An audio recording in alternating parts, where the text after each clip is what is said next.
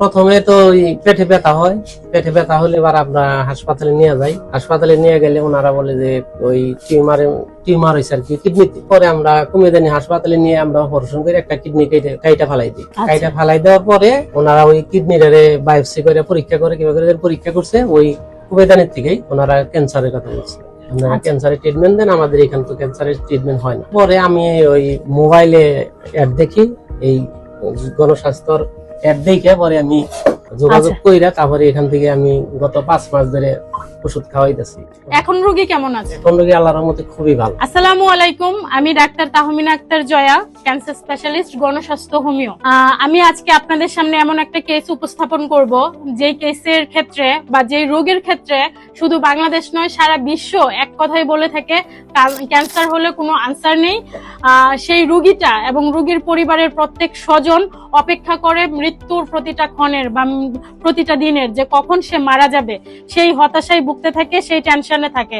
তো সেই জায়গা থেকে 56 বছর বয়সী একজন পেশেন্ট, যিনি ক্যান্সারকে জয় করে এখন সুস্থ স্বাভাবিক জীবনযাপন করছেন, তার কেসটাই আজকে আপনাদের সামনে উপস্থাপন করব। পেশেন্টের নাম হচ্ছে জায়েদা। আমি জায়েদার বিষয়ে জানতে চাইবো, আপনার নামটা?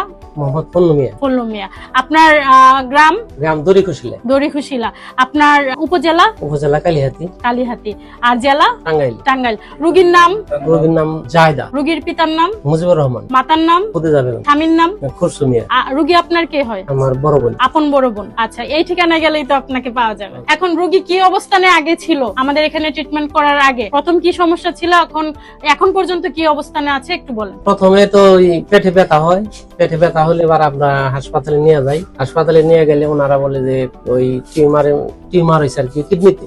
আচ্ছা, কিডনিতে টিউমার হয়েছে। পরে আমরা কুমিল্লানি হাসপাতালে নিয়ে আমরা অপারেশন করে একটা কিডনি কাইটা ফালাই দিই। কাইটা ফালাই দেওয়ার পরে ওনারা ওই কিডনিটারে বায়োপসি করে পরীক্ষা করে কিভাবে পরীক্ষা করছে, ওই কুমিল্লানির থেকেই ওনারা ক্যান্সারের কথা বলছে।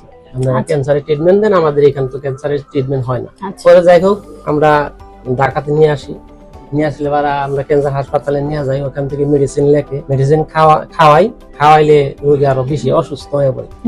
অসুস্থ হওয়ার পরে আমি ওই মোবাইলে অ্যাড দেখি, এই গণস্বাস্থ্যর অ্যাড দেখে পরে আমি রাসেল ভাইয়ের সাথে যোগাযোগ করি। এখানকার যোগাযোগ কইরা তারপরে এখান থেকে আমি গত 5 মাস ধরে ওষুধ খাওয়াইতেছি।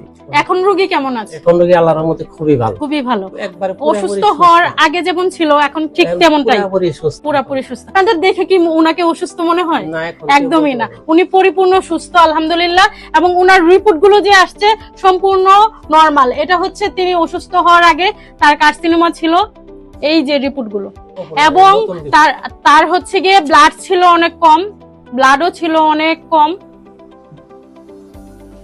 বর্তমানে তার ব্লাডের পরিমাণও অনেক বেড়ে গেছে আলহামদুলিল্লাহ, এবং তার ক্যান্সার মার্কার গুলা একদম নরমাল আসছে, সে সম্পূর্ণরূপে সুস্থ।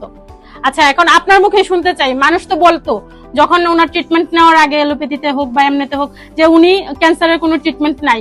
এই যে আপনি আমাদের এখানে এসে সুস্থ হলেন ক্যান্সার গবেষক ডাক্তার এস.এম. সরোয়ার স্যারের তত্ত্বাবধানে, এখন আপনি কি বলতে চান, ক্যান্সার কি সুস্থ হয় কি হয় না? আল্লাহর রহমতে ক্যান্সার সুস্থ হয়, নিয়মিত ওষুধ খাইলে পারা, রুটিন মতো চললে পারা, আমার মনে হয় ইনশাআল্লাহ সুস্থ। আচ্ছা, আপনার মাধ্যমে সবাইকে আহ্বান জানিয়ে দিব, আপনারা যেই কিডনি, থ্যালাসেমিয়া, ক্যান্সার, এইডস, যে কোনো ধরনের ক্রনিক ডিজিজে আক্রান্ত, তারা সবাই সময় লস না করে এবং লক্ষ লক্ষ কোটি কোটি টাকা নষ্ট না করে অতি দ্রুত চলে আসবেন আমাদের এখানে। ধন্যবাদ সবাইকে।